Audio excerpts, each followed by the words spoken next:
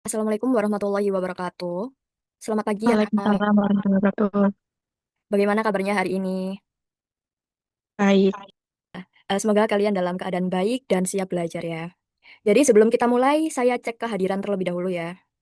Nanti ketika saya panggil nama, kalian jawab hadir gitu ya.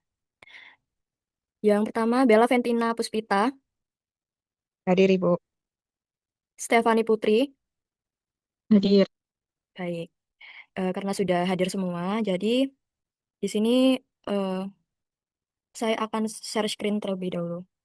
Sebelumnya di sini suara ibu apakah sudah terdengar jelas? Sudah Bu. Sudah Ibu. Ini apakah udah terlihat? Sudah. Oke. Sudah. Nah, jadi di sini ada sebuah gambar. Bisa terlihat gak? Bisa. Nah, menurut kalian pada gambar ini tuh apa yang sedang terjadi? Gotong royong Gotong royong, dalam masyarakat. ya itu ya, memperbaiki jalan gitu. Nah, di sini di gambar ini tuh siapa saja yang terlibat di sini? Kalau kalian lihat. Masyarakat setempat. Masyarakat. Polisi. Betul. Menurut kalian, mengapa mereka ini mau melakukan kegiatan ini?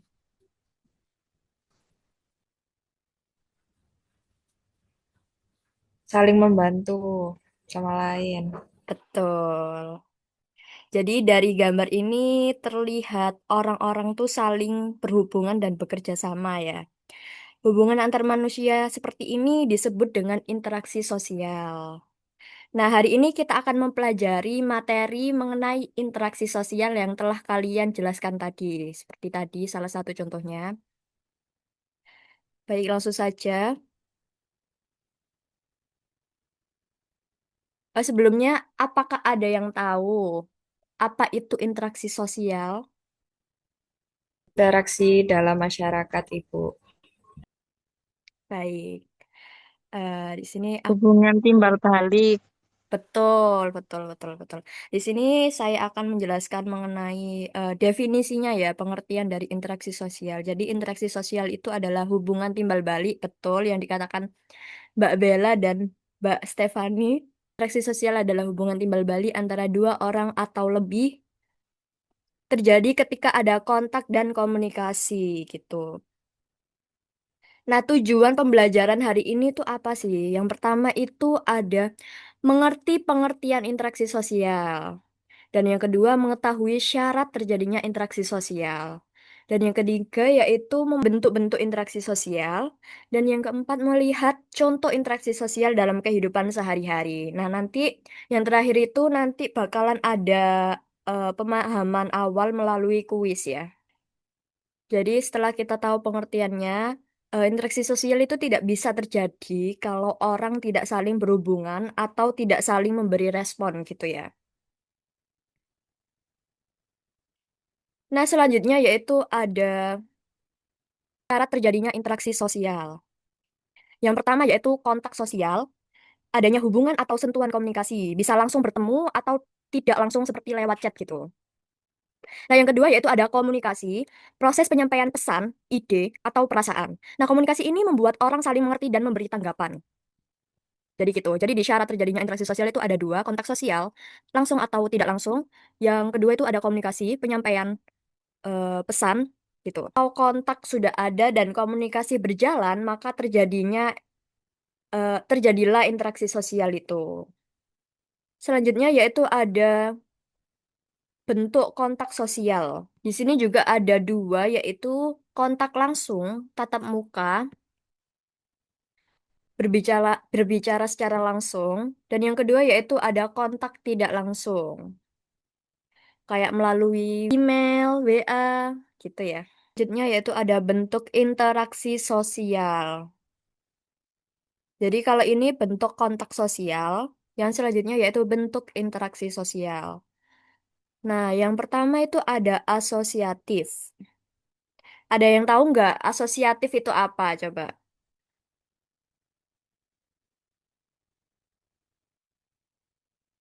Yang tahu bisa langsung angkat tangan dan menjawab.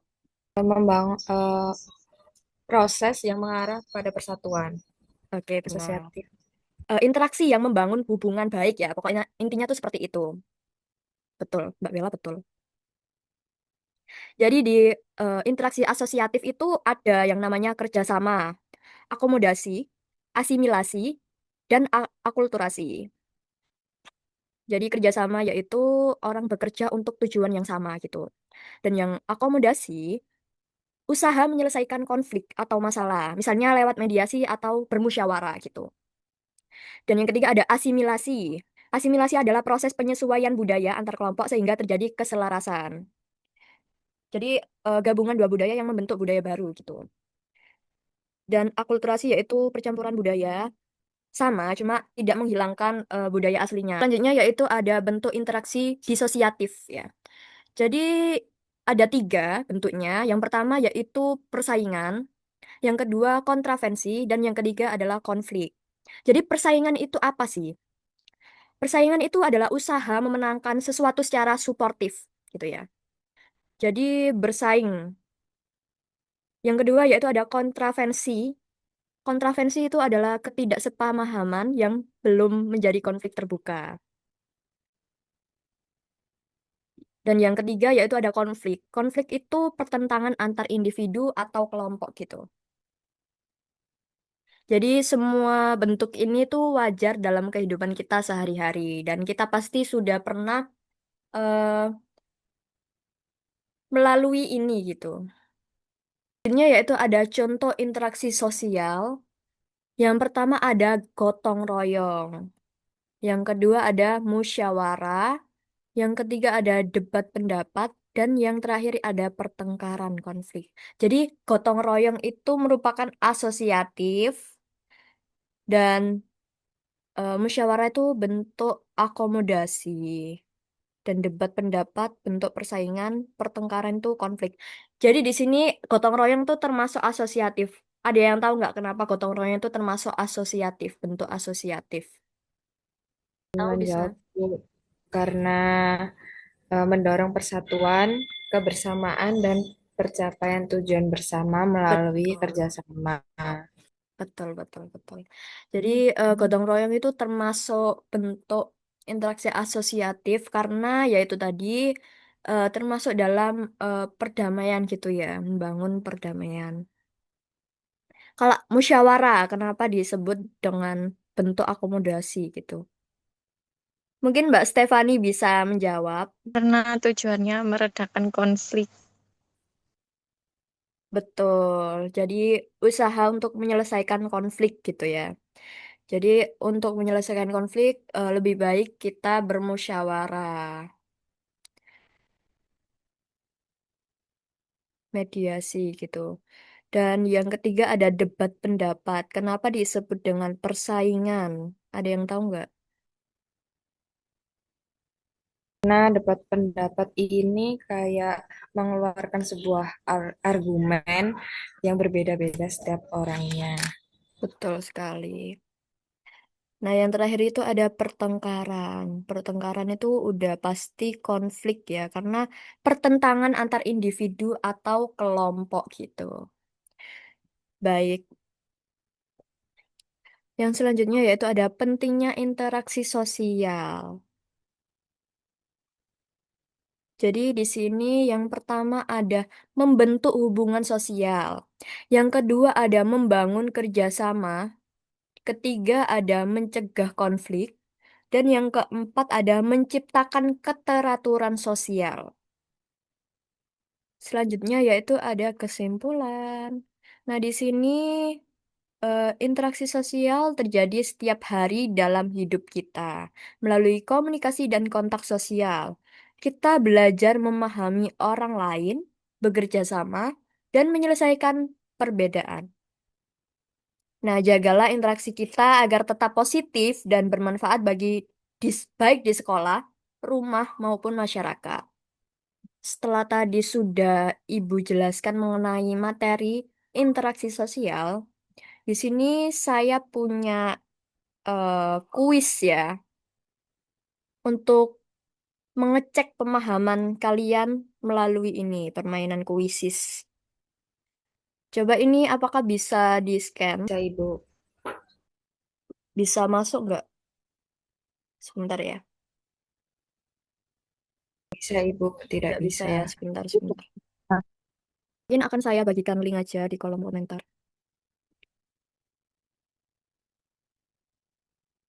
Oh ya, mungkin dari sini ada yang ingin dipertanyakan. Tidak Ibu. Mbak Stefani, apakah ada kendala? Kalau ada yang kurang paham, nanti bisa ditanyakan terlebih dahulu ya sebelum kuisnya dimulai. Oke, sudah join semuanya. Jadi mungkin bisa kita mulai ya. Oke.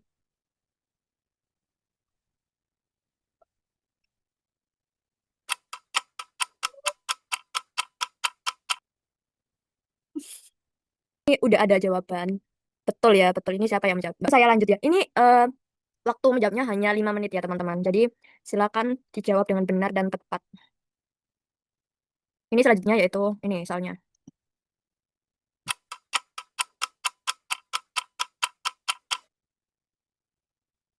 Tepat sekali, Mbak Stefani. Jangan mau kalah ya, Mbak Bella. Yuk, yuk, yuk.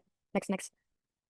Jadi jawabannya syarat utama interaksi sosial adalah adanya kontak sosial dan komunikasi. Contoh kontak sosial langsung adalah betul sekali. Nah, betul. Contoh kontak sosial langsung adalah mengobrol tatap muka. Kalau tidak langsung berarti melalui WhatsApp atau Instagram gitu-gitu ya. Media sosial lah intinya gitu. Next.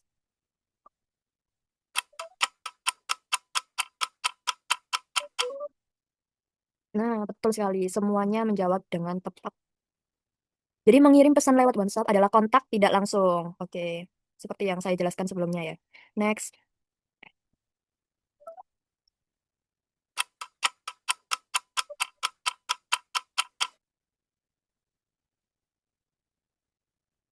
Oke. Jadi bentuk interaksi sosial yang bersifat asosiatif adalah akomodasi. Next ya. Langsung dijawab dengan tepat. Gotong royong membersihkan lingkungan adalah contoh interaksi. Betul sekali. Jadi gotong royong membersihkan lingkungan adalah contoh interaksi dari kerjasama. Seperti yang gambar pada awal tadi ya. Konflik dapat terjadi karena perbedaan. Apa hayo? Betul, pendapat. Oke, next. Yang termasuk bentuk interaksi disosiatif. Betul sekali. Next. Contoh akomodasi dalam kehidupan sehari-hari adalah menyelesaikan masalah melalui musyawarah. Oke, betul. Yang terakhir, kesadaran siswa untuk menghormati pendapat teman mencerminkan sikap betul toleransi. Jadi, oke. Dan di sini pemenangnya adalah Mbak Stefani. Selamat untuk Mbak Stefani dan Mbak Bella juga. Di sini ada juara dua ya. Jadi, penilaian melalui kuis tadi, saya rasa kalian sudah paham ya dengan materi hari ini yaitu interaksi sosial. Mungkin ada yang ingin menyampaikan kesimpulan pembelajaran kita hari ini. Silakan. Interaksi sosial itu adalah hubungan timbal balik seseorang dengan orang lain. Interaksi sosial ada dilakukan secara langsung dan tidak langsung. Terus uh, untuk dari interaksi sosial, sosial langsung itu tatap muka dan tidak langsung itu melalui media sosial Ibu. Sudah. Baik, tepat sekali jawaban Mbak Bella. Jadi interaksi sosial itu udah sering kali kita temui di kehidupan kita ya, anak-anak. Jadi tanpa kita sadari, eh, kita udah melakukan interaksi sosial gitu. Ya mungkin itu saja yang bisa Ibu sampaikan. Kurang lebihnya mohon maaf. Dan mungkin apabila ada yang kurang jelas bisa dipertanyakan. Terima kasih atas partisipasinya dan keaktifan kalian. Itu saja. Wassalamualaikum warahmatullahi wabarakatuh. Jangan lupa dikerjakan